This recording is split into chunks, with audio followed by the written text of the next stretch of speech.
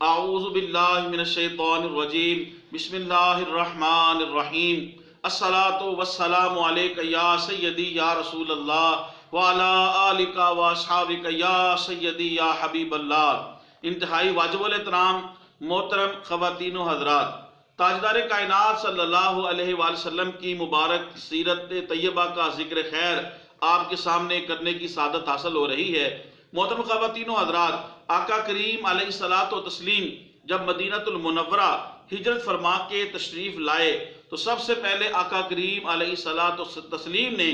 کلثوم بن ہدم کے مکان پر آپ نے قیام فرمایا۔ بعض سیرت نگاروں نے لکھا کہ آقا کریم علیہ الصلاۃ والسلام نے سب سے پہلے سعد بن خیثمہ کے گھر آپ نے قیام کیا۔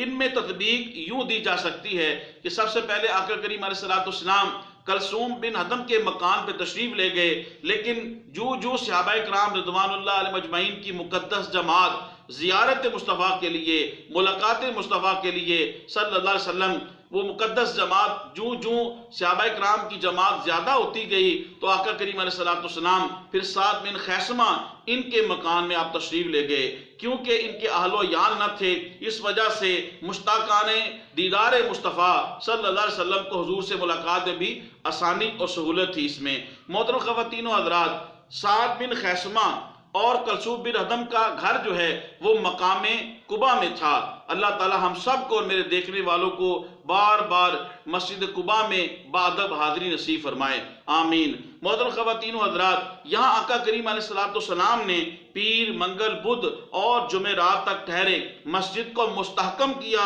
اور پھر آپ صلی اللہ علیہ وآلہ وسلم یہاں سے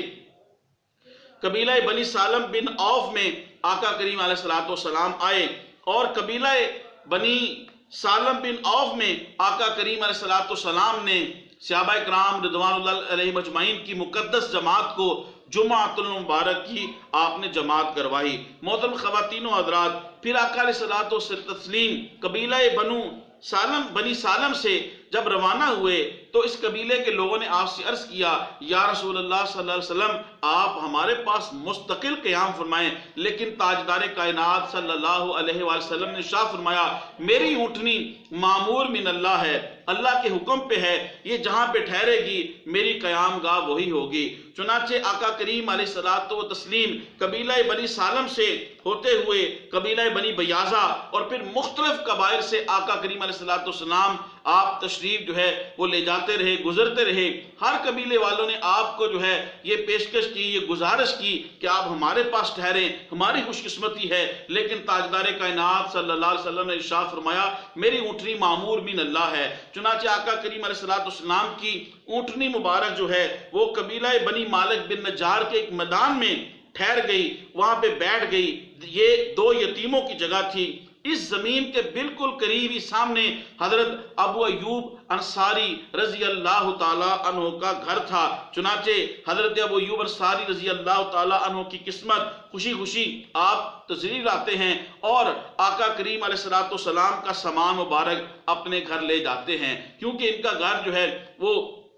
جہاں پہ اٹھنی بیٹھی تھی اس کے سامنے اور بالکل قریب ترین تھا۔ حضرت ابو ایوب انصاری رضی اللہ تعالیٰ عنہ ان کی خوش قسمتی آقا علیہ الصلوۃ والسلام کا سامان مبارک لے جاتے ہیں۔ محترم خواتین و حضرات، پھر وہ دو یتیم بچوں کی زمین جو تھی اسے پیسے دے کے، اس کا معاوضہ دے کے ان سے آسان انداز میں اس کو خریدا گیا اور وہاں پہ پھر مسجد کی تعمیر شروع کی گئی۔ آقا کریم علیہ الصلوۃ والتسلیم اپنے دستے مبارک سے مسجد کی تعمیر کے اندر خود آپ حصہ لیتے، آپ اس کے سامان کو خود اٹھاتے۔ سبحان اللہ، اللہ اکبر کبیرہ۔ اس سے ہمیں سبق ملتا ہے کہ جہاں بھی انسان کو موقع ملے تو مسجد کی تعمیر کرنا، مسجد کی تعمیر میں حصہ لینا، یہ تاجدار کائنات صلی اللہ علیہ وآلہ وسلم کی سنت مبارک بھی ہے۔ اور حضور علیہ الصلوۃ والسلام نے ارشاد بھی فرمایا، جس کا مفہوم یہ ہے کہ جس نے اللہ کی رضا کے لیے اللہ کا گھر بنایا، یعنی مسجد کی تعمیر کی، اللہ تبارک و تعالیٰ جنت کے اندر اس کا گھر بنائے گا۔ سبحان اللہ، اللہ اکبر کبیرہ۔